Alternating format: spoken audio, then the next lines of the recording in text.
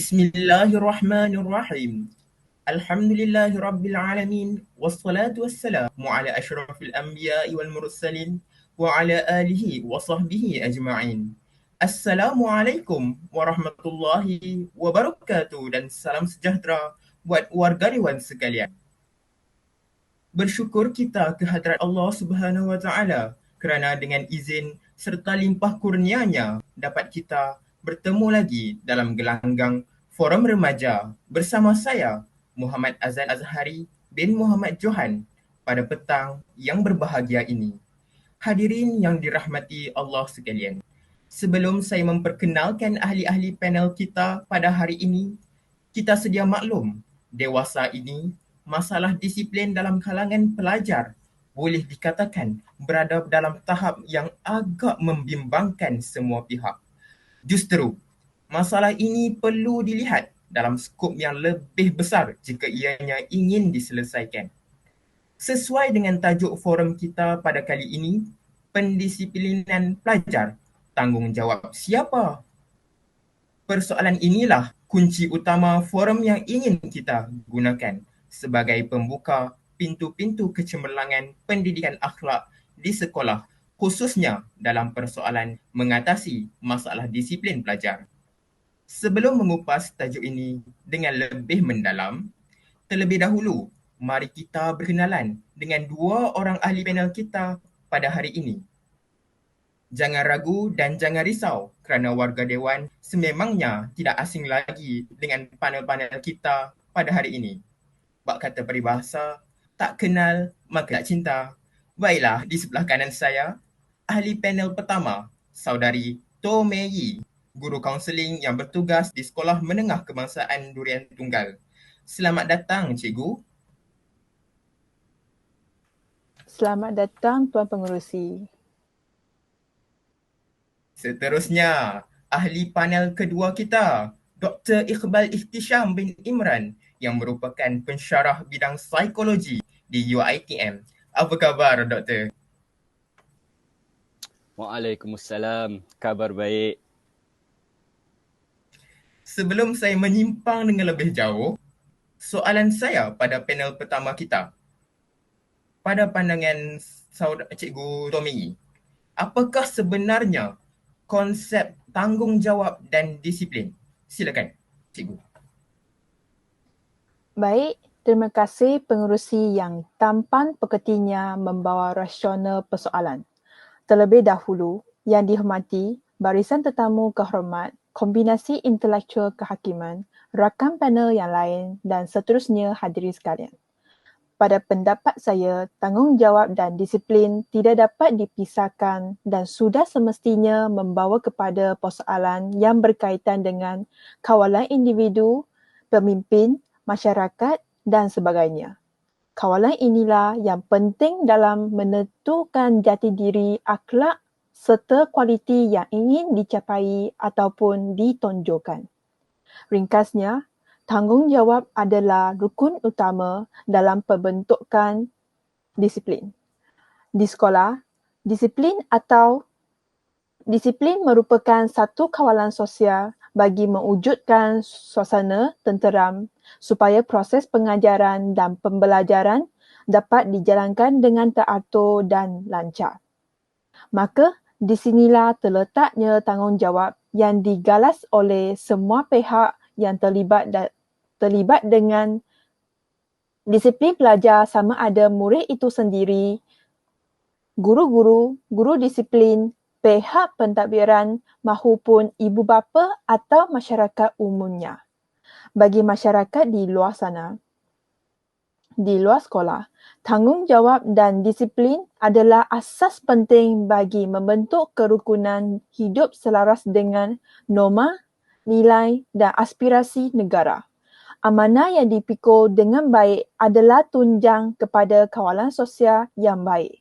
Namun, tidak dinafikan, ramai juga masyarakat di luar sana menganggap tanggungjawab dan disiplin adalah suatu perkara yang sangat negatif, iaitu merupakan masalah sosial dan tidak amanah, sedangkan hakikatnya ia merupakan usaha yang perlu bagi memperbaiki etika dan gaya hidup bertamadun manusia. Contohnya, orang Jepun yang membangunkan negara mereka setelah menjadi padang jarak, padang terkukur dan kini merupakan negara moden seperti sekelip mata. Asasnya, tidak lain dan tidak bukan adalah tanggungjawab dan disiplin yang hebat. Sekian sahaja itu pendapat saya. Terima kasih Cikgu Tomeyi atas lontaran konsep idea yang utuh lagi berisi. Sebentar tadi, panel pertama kita ada menyatakan bahawa disiplin dan tanggungjawab perlu bergerak seiring untuk mencapai tahap kecemerlangan yang maksimum. Ia boleh diibaratkan sebagai irama dan lagu, iaitu tidak sempurna disiplin tanpa tanggungjawab, dan tanpa tanggungjawab, disiplin tidak akan dapat dibentuk. Justeru, saya ingin bertanyakan persoalan seterusnya kepada ahli panel kita yang kedua. Doktor, apakah asas kepada pendisiplinan pelajar agar kecemerlangan secara holistik dapat dicapai? Silakan doktor. Soalan yang amat menarik daripada pengerusi kita pada hari ini. Bismillah. Baiklah, sebenarnya latar belakang, suasana sekolah dan keadaan persekitaran mempengaruhi tindakan para pelajar untuk melanggar peraturan yang ditetapkan. Saya berpendapat peranan semua pihak diperlukan dalam memastikan permasalahan ini dapat diatasi. Selain itu, saya juga berpendapat pendisiplinan terletak di bahu ibu bapa. Seharusnya, pihak ibu bapa perlu sedar akan kepentingan hubungan yang erat dengan guru-guru di sekolah. Perjumpaan berkala di antara ibu bapa, para pelajar dengan pihak sekolah perlu diadakan sekerap yang boleh.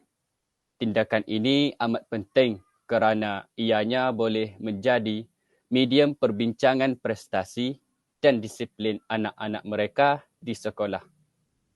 Hal ini amat signifikan kerana sekiranya golongan ibu bapa mengambil remeh tentang masalah disiplin anak-anak mereka di sekolah, golongan anak-anak itu akan merasa bebas dan terbiar sehingga menyebabkan mereka membuat tindakan yang bertujuan untuk mendapatkan perhatian seperti melawan guru, ponteng sekolah, ponteng kelas, membuli dan sebagainya, yang mana hal ini akan menambah dan meningkatkan masalah kes disiplin di sekolah.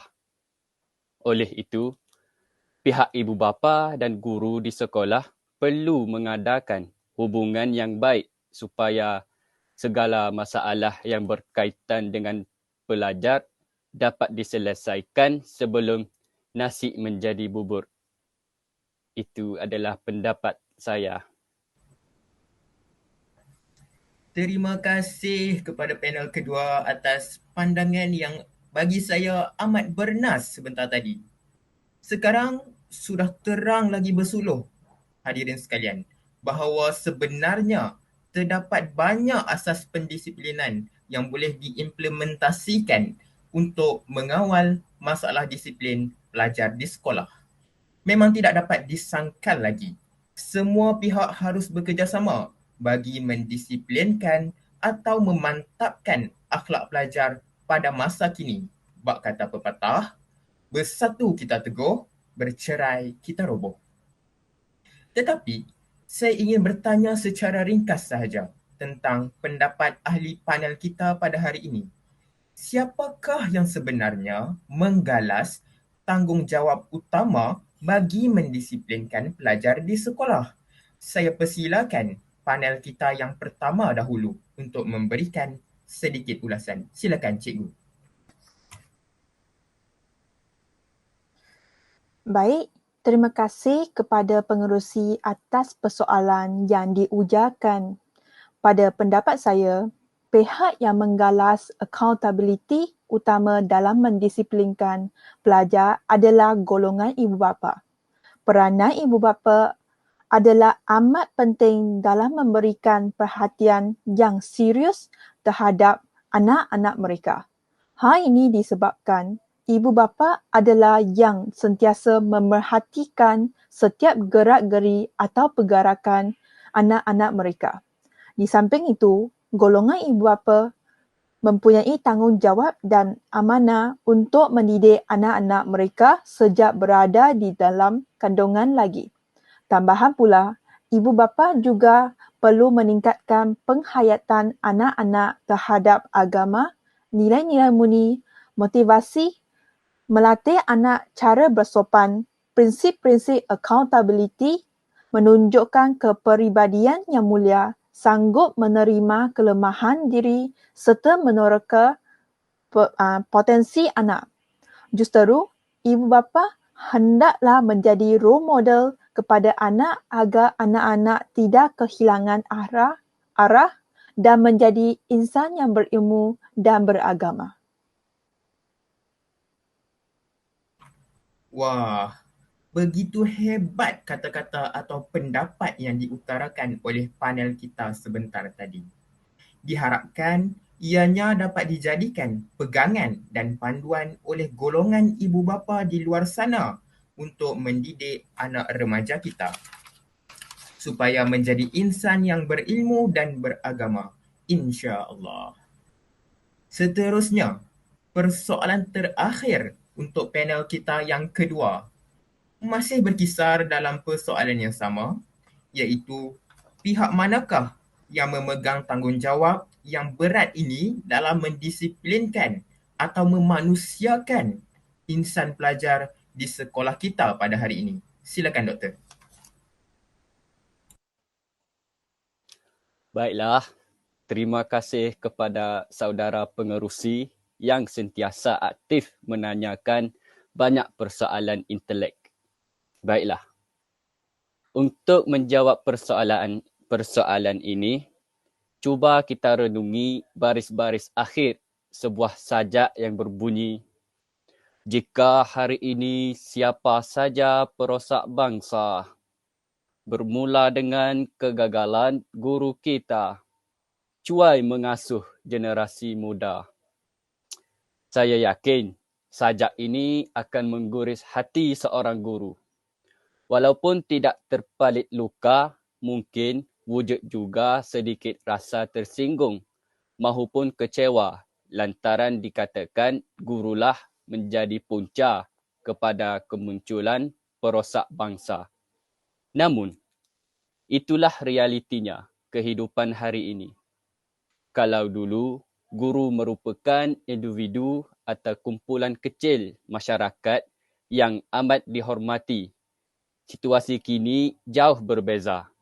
Kalau dulu, ramai yang mengakui bahawa dewasanya seseorang itu adalah dimulakan oleh seorang guru biasa. Namun kini, masyarakat lebih mudah menyalahkan para guru apabila hasil didikan tidak menjadi. Menyedari tentang keretakan hubungan yang berlaku antara ibu bapa dan guru pada hari ini, ianya perlu diperhalusi dan dicari penyelesaian yang terbaik untuk mengembalikan kepercayaan ibu bapa kepada pihak sekolah umumnya dan guru khasnya. Hubungan yang erat antara guru dan ibu bapa amat penting agar masalah disiplin pelajar di sekolah dapat dikurangkan dan bukan semakin bertambah dan membimbangkan semua pihak. Justru, pihak yang paling menggalas beban berat untuk mengatasi masalah disiplin pelajar di sekolah adalah golongan ibu bapa, guru, pihak berwajib dan masyarakat sekeliling. Mereka ini seharusnya melakukan anjakan paradigma dengan lebih berfikiran positif, menerima kelemahan anak-anak mereka dan bersangka baik dengan guru-guru di sekolah. Selain itu, pihak yang menggalas peranan dalam mendisiplinkan pelajar ialah pembimbing rakan sebaya yang juga dikenali sebagai PRS. Hal ini disebabkan dari sudut psikologi, peringkat remaja adalah peringkat paling berpengaruh dalam kehidupan mereka. Pada peringkat inilah pengaruh rakan sebaya paling kuat dan paling diterima. Mereka lebih rela menceritakan dan mencurahkan perasaan kepada rakan berbanding ibu bapa, guru atau orang dewasa lain. Oleh itu, pendekatan logikal ialah menggunakan remaja untuk mempengaruhi remaja lain. Program pembimbing rakan sebaya atau PRS dapat memenuhi hasrat ini dengan syarat mereka dilatih dan diselia dengan teratur. Oleh itu, adalah disarankan supaya pemilihan dan perkembangan latihan ahli PRS hendaklah dipantau bersama-sama kedua pihak, iaitu pihak sekolah dan juga pihak ibu bapa. InsyaAllah.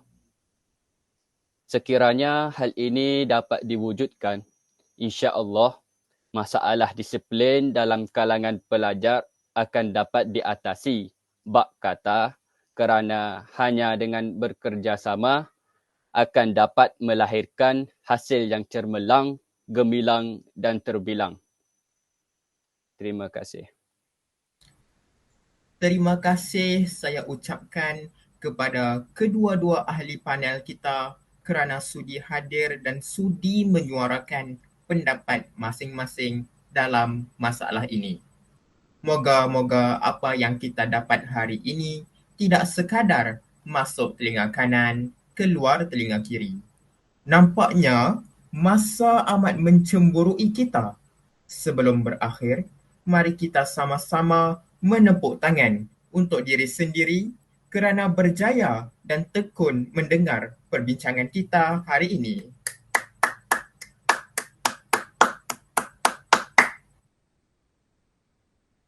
Dewan hadirin sekalian, kesimpulannya, perkara yang berkaitan dengan masalah ini sebenarnya bukanlah suatu perkara yang patut kita pandang remeh.